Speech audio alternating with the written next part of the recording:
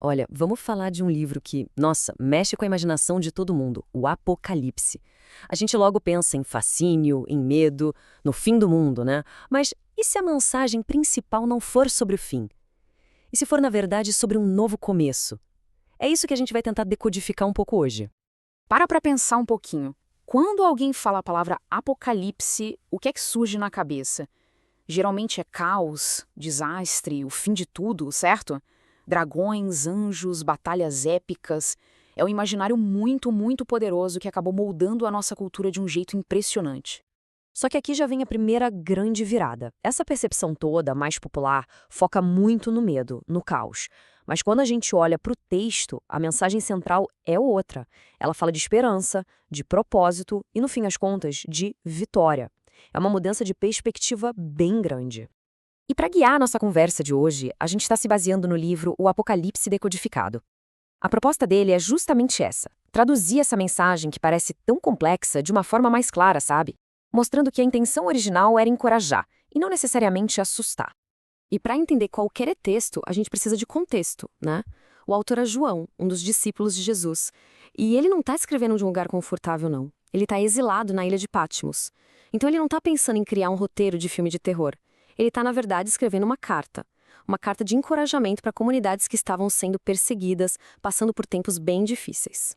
E isso nos leva direto ao nosso primeiro grande ponto. O Apocalipse é muito mais do que só uma crônica sobre o fim dos tempos. Essa citação da nossa fonte resume perfeitamente a ideia. O livro não ignora as dificuldades, pelo contrário, ele fala delas. Mas o foco é apontar para uma realidade maior, para uma mensagem de que, apesar de tudo, existe uma soberania divina e uma certeza da vitória no final. Tá bom, mas e todas aquelas visões assustadoras, os selos, as trombetas, como a gente encaixa isso? A proposta é olhar para elas não como desastres aleatórios, mas como uma comunicação divina cheia de símbolos. Vamos pegar, por exemplo, os famosos quatro cavaleiros. Eles são super icônicos. A ideia aqui é que eles são símbolos. Símbolos das consequências que surgem quando a humanidade se afasta de certos princípios. A busca por poder, a conquista a qualquer custo, leva ao conflito. O conflito gera escassez, fome, e isso tudo culmina na morte. É um retrato de um ciclo de consequências. Da mesma forma, os 7 selos e as 7 trombetas não são vistos aqui como punições por puro capricho. Eles funcionam mais como alertas, como um grande chamado para a humanidade parar, reavaliar o caminho que está seguindo e, quem sabe, mudar de curso. É um chamado ao arrependimento. E aqui tem um detalhe fundamental.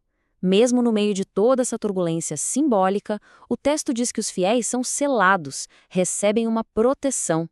Ou seja, a segurança não está na ausência de problemas, mas sim na presença e no cuidado de Deus em meio a eles.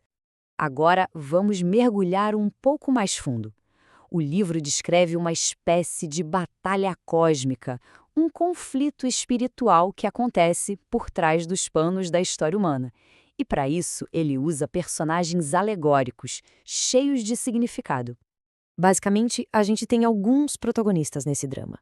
A mulher vestida de sol, que representa o povo de Deus. O grande dragão vermelho, símbolo de Satanás e das forças do mal. E aí entram duas bestas, que seriam como as ferramentas do mal no mundo.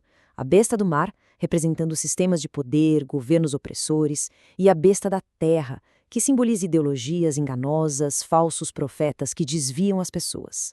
E, claro, a famosa marca da besta. A interpretação aqui foge daquela ideia de um chip ou um código de barras. A marca é vista como um símbolo de lealdade. Representa uma escolha consciente de alinhar a própria vida com os valores do mundo, poder, dinheiro e status, em vez de manter uma aliança com Deus.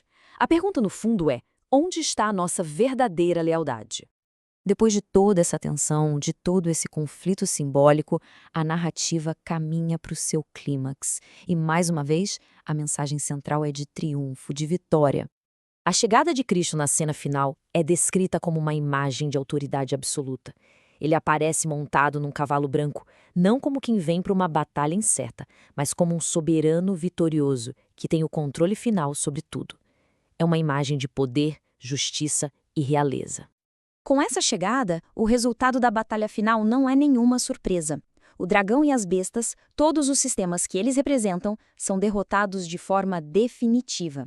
A mensagem é clara: o mal não tem e não terá a última palavra. E o que vem depois da vitória? Restauração. O texto usa uma linguagem muito bonita para descrever isso. O fim do sofrimento, o fim da dor, da tristeza, da própria morte. O foco muda completamente da batalha para a paz, uma paz eterna. Então, se a gente pudesse resumir, o ponto crucial seria este. A história do Apocalipse não termina com o mundo pegando fogo. Ela termina com a renovação completa de todas as coisas.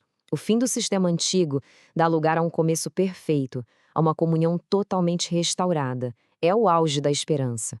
E tudo isso nos deixa com uma reflexão final. A última promessa do livro é de um retorno iminente. Se a gente encara isso não como uma ameaça, mas como uma promessa de restauração, isso muda tudo.